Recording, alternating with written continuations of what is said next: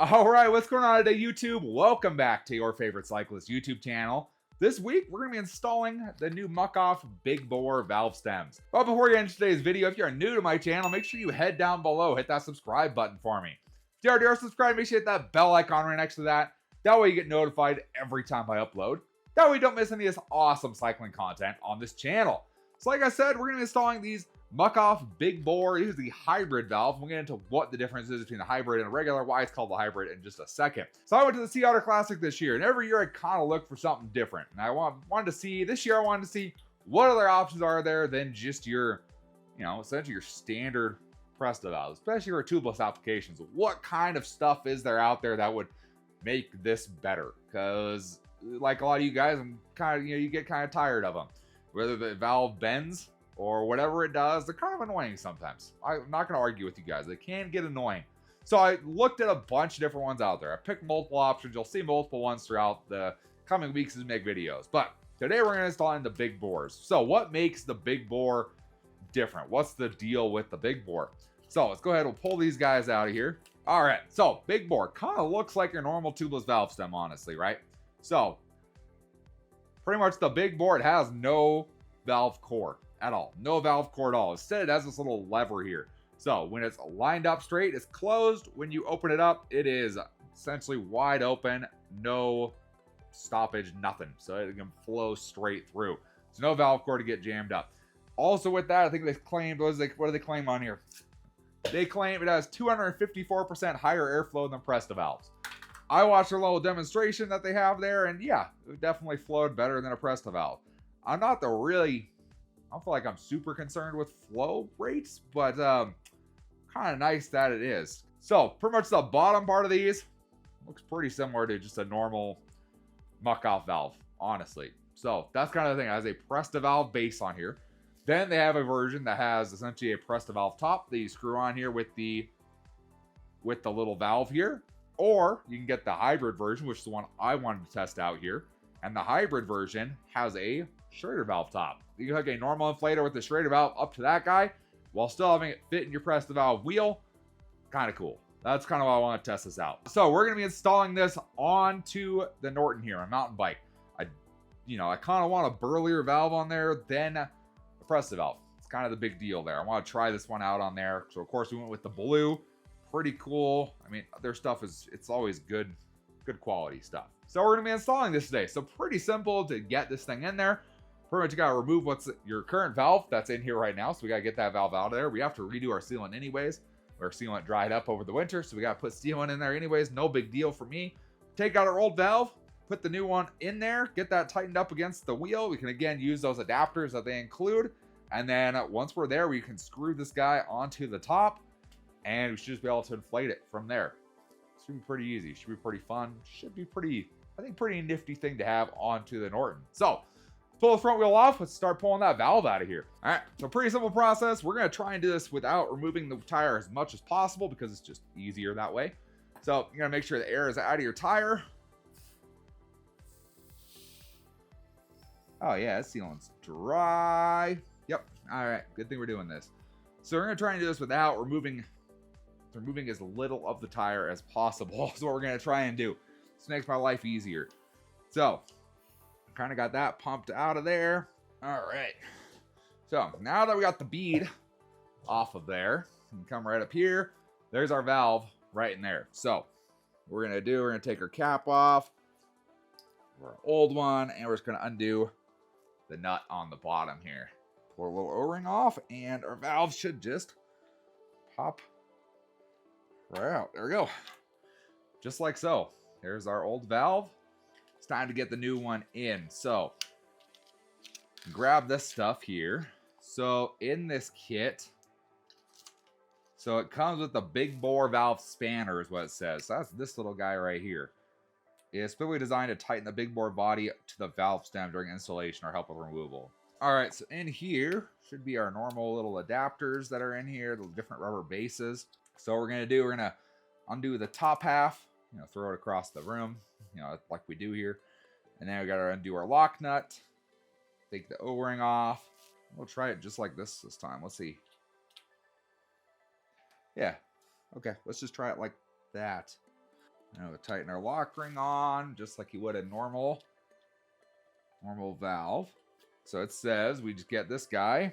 You need to hand tighten this first. So I'll get this guy on here and hand tighten it. It did say you can use thread lock. Is this where it said thread lock? Yeah. You could use thread locker. I'm good. I'm not going to use thread locker. Okay. It's pretty close to hand tight. And it says use a 4 on the inside of here and get a little tiny wrench. So, okay, I get it. It's plastic. You can't over tighten it with this tool.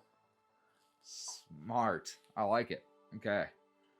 Now that we have that in, I'm gonna do is kind of tighten down the O-ring. Okay. Now that we have that done, we need to come down here to our locking ring and we need to get that where we want it to be. And then I just need to turn our locking ring till it is nice and tight. Once that's there, I'm just gonna pop our bead back onto our tire. Okay, there we go. And from there, we just gotta put some air in there. So there it is right there. So once we got that seated on, nice and easy. So screw it on there, just a standard Schrader valve cap. Undo the Schrader valve, and you can see it is completely sealed. That's just sealant there. So you can see it looks just like a Schrader valve there. If you wanted to adjust the pressure at all, pretty easy. You just open this valve just a little bit, and you're gonna dial in your pressure nice and easy, just like that. Change however much you want, add more sealant, whatever you need to do. Really easy verse 7 to remove a core and shove everything through this tiny valve, potentially have it jam up, you know, stuff like that. Not fun stuff.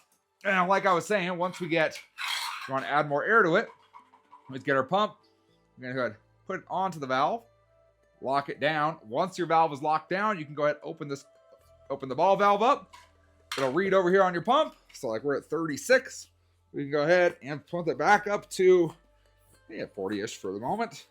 There you go. It's like 40 right there. Now, before you actually take this off, you can make sure you close this valve. Nice and easy. Close that guy up. Once that's closed up, it is sealed off inside. You can remove your pump. There you go.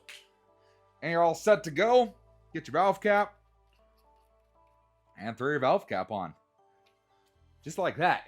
And for those of you guys who don't like Presta, there's kind of your option for using essentially a Schrader valve on a Presta wheel and not having to really worry about it breaking off or anything along those lines. So pretty neat design. I gotta do the rear now. The rear is gonna be more fun because I got an insert in there. But that's essentially how you install the big bore valve stems from Muc-Off. Pretty cool. Looking forward to testing them out. So there we go. There's the big bore valve stems from Muc-Off installed on the Norton.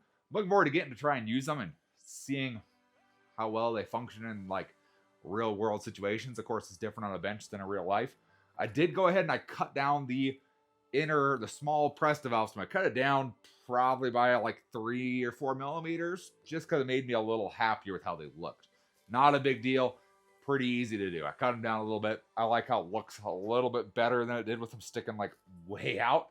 So I like that. You can do that if you want. You can also get the shorter ones. Yeah. So realistically, I should have gone for the smalls. So I should have gone for it. The original stem is 30 millimeters on the smalls. These are 35s, largest 45. And they have an extra large, which is 60. So realistically, I should have gone with the small. But that's okay. It worked out okay. All good there. I think they work pretty good. Do they have a higher airflow than the Presta valves? I don't know. Sure. It does. In their comparison at the festival, yes, it showed they had better airflow.